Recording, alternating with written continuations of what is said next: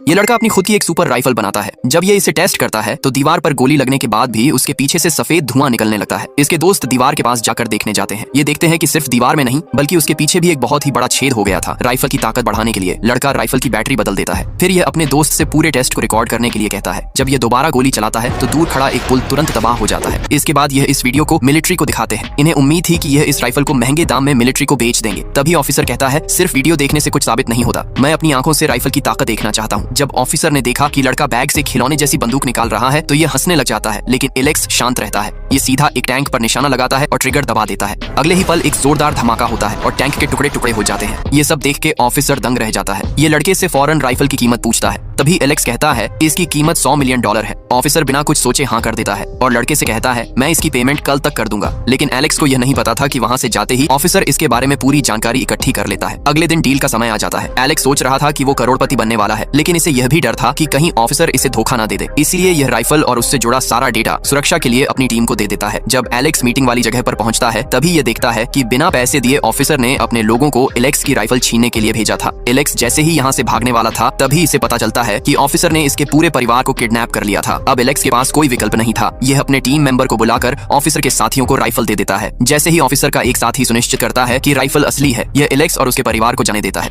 इसके बाद एलेक्स और उसकी टीम एक ऊंची इमारत पर जाते हैं और ऑफिसर के साथियों की कार ट्रैक करने लगते हैं। एलेक्स ने पहले से ही अपनी राइफल में एक ट्रैकर लगा दिया था। जैसे ही कार बिल्डिंग के पास पहुंचती है तभी एलेक्स अपनी दूसरी सुपर राइफल निकालता है। यह भी खिलौने जैसी दिखती थी, लेकिन यह पहले वाली राइफल से भी ज्यादा खतरनाक थी। इससे पहले कार में बैठे लोग कुछ समझ पाते, एलेक्स ट्रिगर दबा देता है और तभी कार और उसमें बैठे लोगों के चीथड़े उड़ जाते हैं। लेकिन जैसे ही एलेक्स यहाँ से जाने लगता है एक पुलिस वाला इसके हाथ में बंदूक देखकर इसे रोक लेता है। तभी यह पुलिस को बताता है कि यह बंदूक मैंने मेले से अपने बेटे के लिए ली है। पुलिस वाला एलेक्स की बात मान लेता है और इसे